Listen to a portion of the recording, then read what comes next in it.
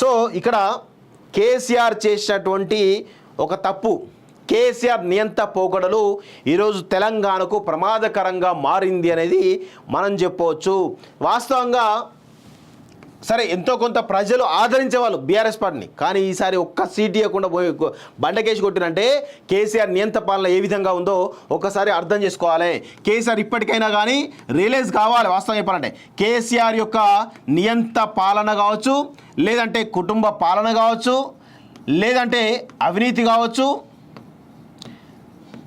ఈ అంశాలు, ఈ 3 అంశాలు ఏవైతే ఉన్నాయో ప్రధానంగా ప్రజలు ఇంకా జీర్ణించుకోవట్లేదు.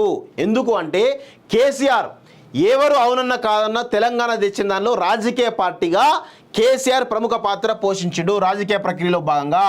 సో ఆయనకు ఆ క్రెడిబిలిటీ ఉంటుంది, ఎప్పటికైనా ఉంటుంది వాస్తవం చెప్పాలంటే. కానీ కేసీఆర్ ముఖ్యమంత్రిగా నియంత పాలన, కుటుంబ పాలన, అవినీతిలో భాగంగా ఈరోజు ఆ అహంకారం ఏదైతే ఉందో, కేసీఆర్ కుటుంబ అహంకారం ఇంకా తగ్గలేదు కాబట్టి ఈరోజు ఆ పార్టీని బండకేసి కొట్టిండ్రు. భవిష్యత్తులో బీఆర్ఎస్ పార్టీని మన చరిత్ర పుటలో చదువుకోవడం తప్ప సజీవంగా ఉంటుంది అనేది అయితే నేను అనుకోను. ఇంకొక విషయం, కేసీఆర్ ఇప్పుడు తన పంటాను మార్చుకొని ఈరోజు ఏం చేయబోతున్నాడో మీకు చెప్తాను క్లియర్గా. కేసీఆర్ ఈరోజు ఏది బీఆర్ఎస్ పార్టీ ప్రెసిడెంట్గా కేసీఆర్ ఉన్నాడు కదా, దీన్ని ఏం చేస్తారంటే బీఆర్ఎస్ పార్టీ జాతీయ అధ్యక్షుడిగా కేసీఆర్ ఉంటే ఇప్పుడు రాష్ట్ర అధ్యక్షుడిగా హరీష్ రావుని నియమించేటువంటి అవకాశాలు చాలా స్పష్టంగా కనబడుతూ ఉన్నాయి. ఎందుకంటే ఇక్కడ రాజకీయం హరీష్ రావు మాత్రమే చేయగలుగుతాడు. ఇంకొక విషయం ఏంటంటే హరీష్ రావు బీజేపీ పోయిన ఆశ్చర్యం లేదు, బీజేపీతో జట్టు కట్టిన ఆశ్చర్యం లేదు. కాబట్టి హరీష్ రావును ఈరోజు పోకుండా ఉండాలన్నా కానీ, లేదంటే హరీష్ రావు యొక్క చరిష్మా అంటే ఎవరు అవునన్నా కాదన్నా హరీష్ రావు అనే వాడు మాస్ లీడర్, కొంత మాస్ కనెక్టివిటీ ఉన్న లీడర్, కొంత రాజకీయ చిత్రత కావచ్చు, రాజకీయ వ్యూహాల్లో ఆరితేరినోడు. 2001 నుంచి ఇప్పటి వరకు కూడా రాజకీయ వ్యూహాల్లో, రాజకీయ చిత్రతలో భాగంగా కేసీఆర్ తర్వాత అంత అద్భుతమైన లీడర్ ఎవరు ఉన్నారంటే హరీష్ రావే ఆ పార్టీలో. సో ఈరోజు కేటీఆర్ వర్కింగ్ ప్రెసిడెంట్గా ఉన్నాడు కదా, రేపు మాపో కేటీఆర్ వర్కింగ్ ప్రెసిడెంట్ రిజైన్ చేస్తాడు, మొత్తం కమిటీ అంతా డిజాల్వ్ చేసేస్తారు. డిజాల్వ్ చేసిన తర్వాత ఇమీడియట్గా హరీష్ రావుని బీఆర్ఎస్ పార్టీ ప్రెసిడెంట్గా అనౌన్స్ చేసేటువంటి అవకాశాలు చాలా మెండుగా ఉన్నాయి.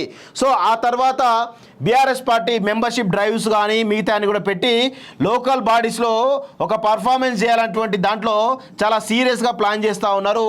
నిజంగా కూడా హరీష్ రావు తోటి సాధ్యమైతే తెలుస్తుంది. ఎందుకంటే కేటీఆర్ని ఎవరు కూడా పట్టించుకునే పరిస్థితి లేదు. ఓన్లీ క్యాడర్లో ఉత్సాహం నింపుతా ఉన్నారు, కానీ ప్రజల్లో యాక్సెప్టెన్స్ లేనటువంటి లీడర్ కేటీఆర్ అని చెప్పవచ్చు వాస్తవంగా. సో దాన్ని గమనించినటువంటి కేసీఆర్ ఇక నువ్వు పక్కకు తప్పుకోరా నాయన, నీ పని అయిపోయింది అని మళ్ళీ అల్లుణ్ణి తెర మీద తీసుకొచ్చేటువంటి ప్రయత్నించిన అల్లుణ్ణి ముందు పెట్టి ఈరోజు రాజకీయం చేసే పరిస్థితికి వచ్చింది.